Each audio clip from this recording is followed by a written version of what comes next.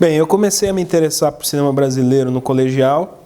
Eu comecei a assinar o Canal Brasil e na época o Canal Brasil era a programação era muito mais de filmes do que de programas. Então eu tive acesso ao cinema brasileiro desde Das Chanchadas, Vera Cruz, filmes do próprio Cinema Novo até as produções paulistas e cariocas dos anos 70, filmes atuais, enfim. E aquilo me deu um arcabouço muito grande e eu comecei a me interessar por aquilo. Aí no Natal eu ganhei a Enciclopédia do Cinema Brasileiro, do Luiz Felipe Miranda e do Fernão Ramos, e comecei a frequentar sebos, comprar livros sobre cinema brasileiro, tal. Comecei a ter uma paixão pela trajetória de vida, pela carreira artística dessas pessoas. E aí em outubro de 2006 eu fundei a Zingu, que era uma revista eletrônica, e cada mês a gente tinha um dossiê, era a carreira de alguém. E nisso eu comecei a me aproximar do pessoal antigo da Boca. Na época o pessoal da Boca se reunia na Galeria Boulevard, que ficava ali na Rua Dom José de Barros, e todo dia praticamente o pessoal ia lá tomar cerveja, conversar e tal. E eu, muito novo, comecei a frequentar aquele ambiente e fui me tornando próximo a essas pessoas. Aí eu me formei em jornalismo na Metodista e depois eu fiz pós-graduação em jornalismo literário na BJL, e nisso eu precisava de um TCC, de um trabalho de conclusão de curso, que acabou sendo sobre o Virgílio Rovedo, o Gaúcho, um perfil sobre ele. E o Gaúcho gostou bastante desse trabalho e ele sugeriu, ficou no meu pé de eu fazer um livro sobre ele. E eu fiquei enrolando muito, né? A gente tem uma vida, umas coisas, mas depois eu comecei a ficar mais focado nisso em maio de 2012, por aí, maio, junho de 2012, comecei a ficar mais focado, e eu terminei de escrever o livro em julho de 2013. Lembro que foi no começo de julho de 2013. Foi um trabalho muito difícil, foi um trabalho muito gratificante, mas muito complicado. E esse trabalho deu nesse livro aqui, O Coringa do Cinema, que foi publicado pela editora Giostre em dezembro de 2013, que foi meu primeiro livro sobre cinema brasileiro e cinema paulista, sobre o cinema da Boca. Como não existe muita gente dedicada a esse ramo de pesquisa e tal, eu acho que acabo sendo uma das pessoas que mais se debruçou sobre esse assunto. Nessa minha aproximação do pessoal antigo na Boca, na época o Rodrigo Montana tinha um escritório na Rua dos Andradas, e eu ia muito lá, eu ia quase toda semana, ia umas 2, 3 vezes por mês. E muitos cineastas da Boca também iam lá, o Gonzaga, outros também apareciam muito lá. E eu frequentava muito o Rodrigo, sempre que eu ia no centro, ia no Sebo, ia alguma coisa, ia comprar um disco, ou ia no Ita, que é um restaurante que eu gosto muito, que era ali no centro, eu dava um jeito de passar no Rodrigo. Então eu convivi muito com o Montana, convivi muito com o Gaúcho também, com o Roveda, quando fiz o livro, principalmente, ia todo final de semana na casa dele. Convivi muito com uma série de pessoas que frequentavam a galeria, como o Marinho. Eu virava à noite, uma vez eu e o Alexandre Neves, nós começamos a beber com o Marinho 7 horas da noite, ficamos até às 5 da manhã, raiou o dia e nós ficamos.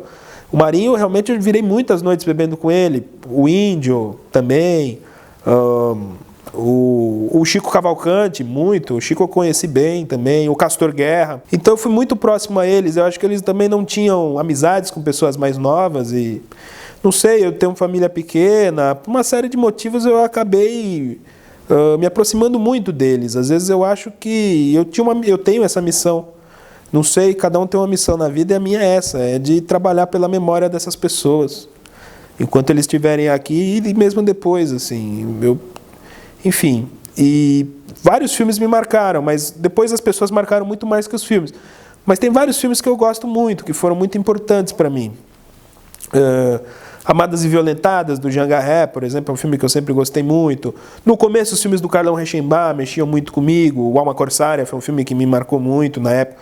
Devia ter uns 14 anos quando eu vi, não sei.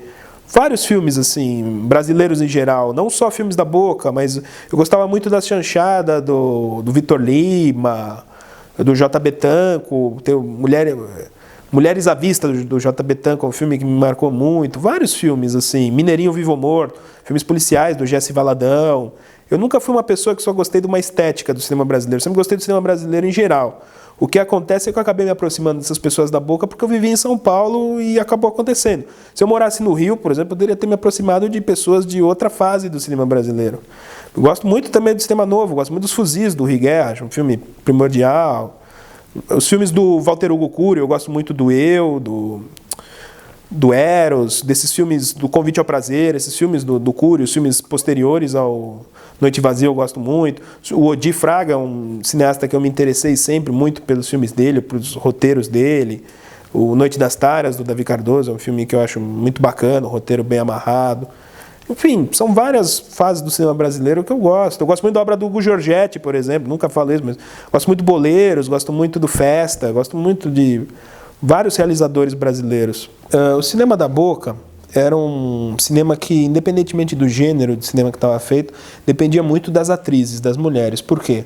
Porque o público que viu o Cinema da Boca era um público heterossexual, masculino, de baixa escolaridade, que normalmente circulava no centro das grandes cidades. Então, o filme se pagava muito pelas atrizes que estavam, pelo cartaz e pelo título. Tanto que em muitos filmes o título mudava, né?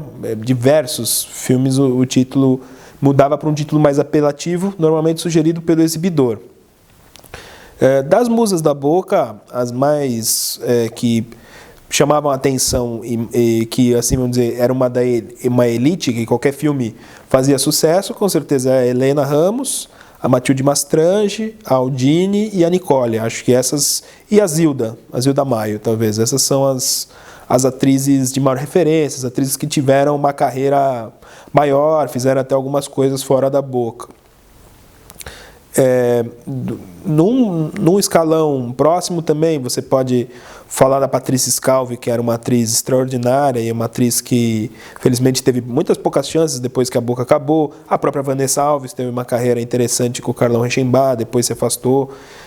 Zaira Bueno, Sylvia Glass, você tem uma diversidade de musas, né? A própria Noelle Pini, enfim. Mas o que a gente pode denotar, assim, as que eu mais achava grandes atrizes, a Patrícia, que eu já falei, eu acho uma atriz notável. A Nicole, com o tempo, evoluiu muito, uma atriz que realmente soube dar o recado, tanto que está aí ativa na área, fez novela depois, quer dizer, uma atriz de muitos recursos. Mas tem muitas atrizes que às vezes ficam num segundo grupo e eram pessoas de talento. A Neide Ribeiro, por exemplo, eu acho uma atriz incrível. Eu acho a Neide uma atriz muito boa para comédia. Ela era a atriz preferida do Odi Fraga. Ela foi a atriz que mais trabalhava com o Odi Fraga e ela era muito talentosa para comédia. Ela era muito engraçada. A própria Matilde era uma atriz que rendia muito bem em comédia, né? Que ela é italianona, ela rendia bem. A Neide é uma das que eu acho mais injustiçadas. A própria Noelle, eu acho uma atriz legal, gosto muito da participação dela no anúncio de jornal, do Luiz Gonzaga dos Santos. São várias. A Boca denotava muitas mulheres, né? E era um cinema realmente masculino, porque o público normalmente era um público masculino, de centro, de cidade, né? Que viam os filmes cujo chamariz eram as mulheres, né? Independentemente do gênero do filme. O filme poderia ser um filme policial, um filme de faroeste, uma comédia, mas sempre precisava ter uma musa, uma atriz para ganhar o público e para ganhar a bilheteria. Na época que a Zingu começou, existiam várias revistas eletrônicas de cinema, era uma fase de expansão nisso. O Carlão Reichenbach tinha um blog chamado Olhos Livres, e ele incentivava muito o surgimento dessas revistas. Então tinha a Contracampo, que era muito forte, que fazia um trabalho muito legal, tinha a Cine Quanon, tinham várias. E tinha muitos blogs que o Carlão apoiava, né? Porque eu tinha chamava Cinéfilos do Terceiro Mundo, o Cinéfilos de Terceiro Mundo. E quando eu fundei a Zingu, eu fundei no intuito de ter uma revista de cinema brasileiro, porque eu ficava muito... eu não gostava que as outras falavam muito de cinema estrangeiro. Eu sou uma pessoa que não gosto muito de produção artística estrangeira. Eu não escuto música não sendo brasileira, dificilmente eu leio autores que não são brasileiros. Eu tenho um problema sério meu que eu não tenho nada contra quem gosta de cultura estrangeira, mas eu sou uma pessoa que sempre me dediquei muito, tive muito fascínio pelas pessoas que produziram no campo artístico brasileiro. Eu achava muito, não errado, mas eu achava chato ter muita gente viva com valor e essas revistas só darem espaço para produções estrangeiras, né? Então, quando eu fundei a Zingu, foi no intuito de sempre ter temas brasileiros, quase, né? Sempre ter temas de São Paulo, né? Cinema paulista, né? E nisso eu comecei a me aproximar das pessoas e, na realidade, as minhas fontes de informação, basicamente, que eu me lembre, era o site da Cinemateca, aquele dicionário de filmes brasileiros do Antônio Leão, E o dicionário de cineastas brasileiros do Luiz Felipe Miranda, que é muito legal. Na época, o Alfredinho tinha publicado o dicionário de diretores da Boca, que ajudou também um pouco, mas o que eu usava muito era muito de entrevistar as pessoas, perguntar. Eu acho que isso foi uma coisa muito importante na minha vivência e que eu acho que os outros pesquisadores não têm porque eles não ficaram tantas horas do lado dos velhos. Eu realmente, com certeza, sou a pessoa que mais horas ficou do lado. E na época eu queria fazer um dicionário de técnicos, então eu entrevistei muitos técnicos, eletricista, assistente de câmera, muita gente. E isso me deu muita vivência, porque cada um contava um caso de uma pessoa e tal, e isso acho que me ajudou muito a saber bem da Boca. Eu acredito que eu saiba não é por mérito, é porque ninguém ficou mais tempo com essas pessoas que eu. Então, eu acho que a minha grande fonte foram eles, foram os próprios personagens, porque eu me aproximei deles e eles me passaram as informações que ninguém foi atrás dessas pessoas. Foi simplesmente por isso, era uma coisa inédita, era uma coisa que não tinha outro jornalista cobrindo isso, eu era o único. Os filmes da Boca, eles vão esquentando ao passar dos anos, né? Você pega um filme da Boca de 74, diferente do filme de 78 ou de 80. Os filmes vão ficando mais ousados na parte sexual. E era isso que o público queria, né? E aí entra o filme de sexo explícito entra no Brasil por um mandato judicial. E o primeiro filme acaba sendo Coisas Eróticas, do Raffaele Rossi. O Raffaele nunca foi uma pessoa muito querida na Boca. Realmente, ele era um dos diretores, vamos dizer assim, mais primitivos da Boca, né? O Raffaele não tinha nenhum grande sucesso na carreira, não tinha nenhum filme representativo, nunca era um nome elogiado pela crítica. Então, quando ele faz o Coisas Eróticas, tem um impacto grande, o filme faz muito sucesso. As pessoas iam até em casais ver e tal, e o filme acaba sendo um grande sucesso. As produções da Boca que eram feitas até então implícitas, o exibidor acaba exigindo pornô. Então você tem muitos filmes que eram feitos como implícito e acabam tendo cenas explícitas. Um dos primeiros filmes é um filme do Odin, inclusive com a Ariadne de Lima, que agora eu não me lembro o nome. Ele entra logo em seguida, O Círculo do Prazer, do Marinho, um dos primeiros. A Pistola que Elas Gostam, do Alex Prado, é um dos primeiros filmes a entrar. São poucos filmes que entram no começo. E é curioso que a imprensa da época se discutia muito a história das salas especiais, que seriam as salas de cinema que só exibiriam filmes de sexo explícito. Mas isso nunca aconteceu. Os grandes cinemas do centro passam a exibir esse tipo de filme, os grandes cinemas de centro de São Paulo e de outras cidades brasileiras.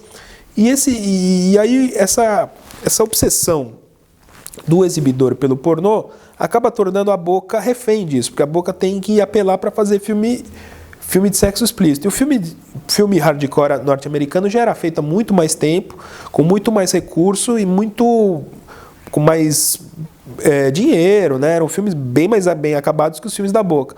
Então, como que os filmes da Boca vão conseguir se diferenciar no mercado, os filmes pornôs? É apelando. Então, por isso que você tem uma série de filmes com zoofilia, filmes que vão trabalhar uma série de questões para a produção ser barata, se fazer em uma semana, fazer de uma maneira muito esculachada. Chega uma hora que o próprio exibidor fala, faz qualquer coisa que qualquer coisa serve, né? Então você tem muito filme picotado, você tem muito filme que é lançado como pornô chanchado e depois remontam e colocam uma cena explícita, ou pega a cena estrangeira e coloca, você tem muito isso. São poucos os filmes dessa fase da Boca que se salvam. O Rebuceteio, do Cláudio Cunhão, é um filme bem acabado. Os filmes do Alfredinho e do Juan Barrón, que eram os filmes da Galápagos, são filmes que têm propostas interessantes, mas são... O 24 Horas, do Mojica, também é um filme muito engraçado, que talvez tenha se tornado até um clássico com o passar dos anos, mas não são grandes filmes, né? A grande maioria dessas produções são terríveis, são filmes realmente muito aquém do que já era a produção regular da Boca. Eu acho que a fase de ouro da Boca é de 78 até 82. Essa é a grande fase da Boca, em que o próprio Nuno César Abreu, no livro dele, fala a Boca está na Rua do Triunfo, né? Que você já tem uma mão de obra formada pela própria Boca, que a Boca são os melhores filmes, né? Depois, na época do explícito, ele cada hora vai se deteriorando, as pessoas vão se afastando, muitos vão tentar até o teatro pornô, alguns, né? O Tony Vieira é um desses, quer dizer... E outros filmes da Boca conseguem ser lançados sem sexo explícito, acabam fracassando, como no caso o próprio Calibre 12 do Tony, era um filme policial, um filme que dialogava com aquela produção anterior da Boca, e ele realmente não se paga. Então, realmente, a produção da Boca termina com a entrada do Sex Pistols. O Sex Pistols acaba sendo a última fase da Boca, acaba matando talvez uma indústria que, querendo ou não, o cinema paulista e o cinema brasileiro tiveram. Eu publiquei 2 livros sobre o cinema da Boca. O primeiro foi o Coringa do Cinema, que eu publiquei em dezembro de 2013, que eu não vou chamar de biografia, mas é um perfil biográfico do Virgílio Rovedo, gaúcho. O gaúcho, ele vem para São Paulo e começa a trabalhar na Boca na parte de fotografia. Ele tenta ser figurante, depois acaba trabalhando na parte de fotografia e trabalha também com produção, chega a ser produtor, faz assistente de direção, enfim.